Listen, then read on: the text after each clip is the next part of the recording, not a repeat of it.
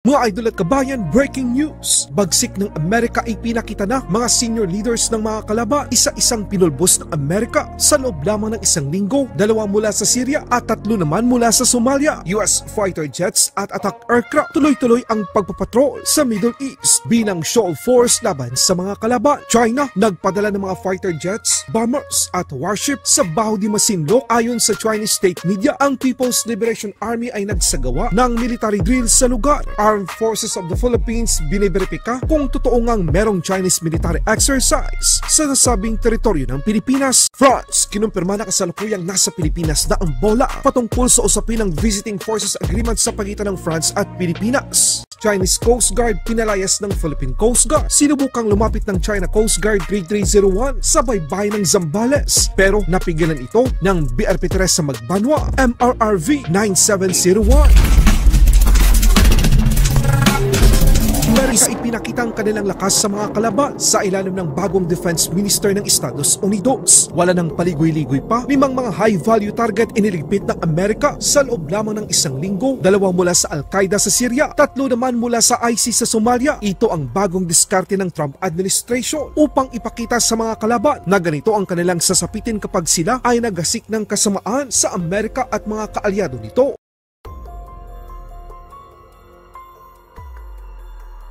Ipinakita naman ng US Central Command sa Middle East ang patuloy na pagpapapatrol ng mga pangmalakasan nitong mga fighter jets tulad ng F-15E Strike Eagle at A-10 Thunderbolt na armado ng iba't ibang mga missiles at bomba. Ayon sa US Central Command, ang presensya ng mga fighter jets at attack aircraft nito ay nakahandang depensahan ang mga assets, kaalyado at partners ng Amerika sa rehiyon ng gitnang silangan. Kakapasok lang na balita mga kabayan, China state media ipinakita ang isinagawang military drill nito sa Baho de Masinloc. Ayon sa CCTV Plus, kahapon, Huwebes, ika-27 ng Pebrero taong kasalukuyan, ang Chinese People's Liberation Army Southern Theater Command ay nagsagawa ng military drill sa tinatawag nitong Wangyandao o Baho de Masinloc. Pinalipad ng militar ng China ang kanilang mga jet fighter at bombers sa territorial airspace ng Baho de Masinloc at ang mga barkong pandigma nito ay nasa palibot din ng nasabing lugar. Nagsagawa ito ng isang simulated na pag-intercept at pag-atake sa kunwaring nakitang kalaban sa area ng Baho de Masinloc. Ayon naman sa Armed Forces of the Philippines, biniberipika nila ang nasabing ulat kung totoong meron ngang mobilization ng mga military assets ng People's Liberation Army sa Baho de Masinloc.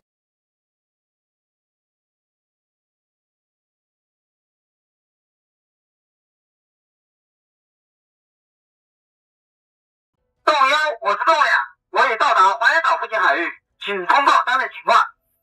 梁，我是栋幺，当面有一批空中目标，为你方位2两栋，距离120公里，高度8000。栋幺，我是栋梁，目标已掌握，感谢配合，祝后续任务顺利。我们随时在线。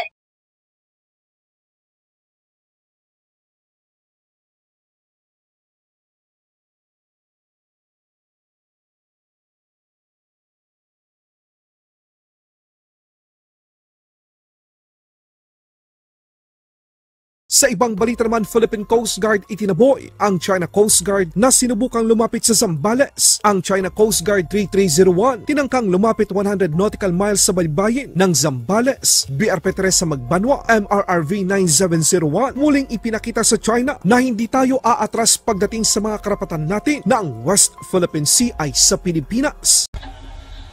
To China Coast Guard Vessel 3301. This is Philippine Coast Guard Vessel BRP Teresa Magbanwa, MRRV 9701.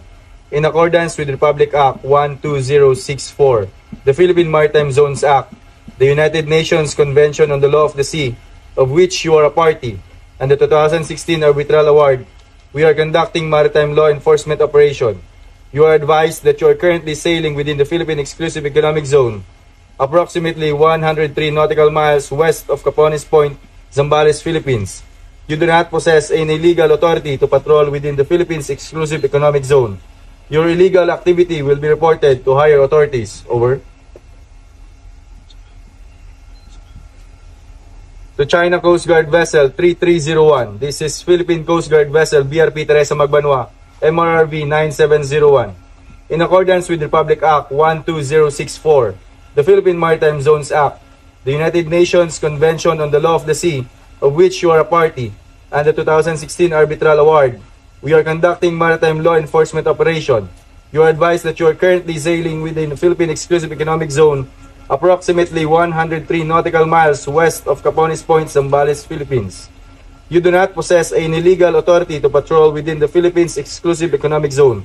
Your illegal activity will be reported to higher authorities. Over.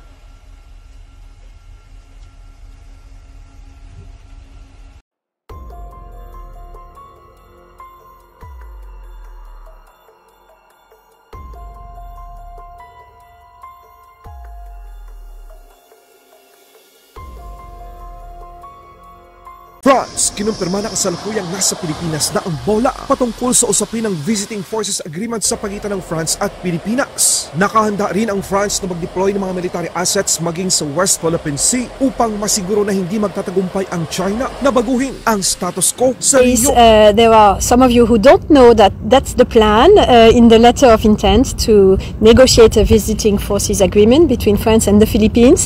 It is still on the agenda as the Philippines and France agreed on. We were supposed to issue a first draft, which we did, and we transmitted to the Philippine authorities our first draft of such a Visiting Forces Agreement last October. And we are currently now waiting for the Philippine authorities to come back to us in order to be able to officially open the negotiations. Is existing or taking place in the context of rising tension in the Pacific region, particularly for the Philippines, the West Philippine Sea. How does France exactly plan to help its allies control any tension or prevent escalation? Thank you for the question. Indeed, this is an element of the context. It's of course not the reason why the deployment is coming here, as I think we have both explained. But knowing the rise of tensions, it's even more important to uphold international law and the freedom of navigation, be it at sea or in the air. And what we are here also to show is that we continue. Whatever the situation all over the world, we continue to conduct those operations and those deployments, even very far away from main France, because we have this Indo-Pacific strategy. So basically, we are standing with the countries, and the Philippines being one, that share with us the values of international law, and particularly international law of the sea. And that is why constantly, whenever there has been in the past, or there will be, I hope not in the future, incidents in the South China Sea that are contrary to international law, we always state the fact that any sovereign state has to uphold, to adhere to international law, and particularly international law of the sea, including in this region, including in the South China Sea. Laban Pinas.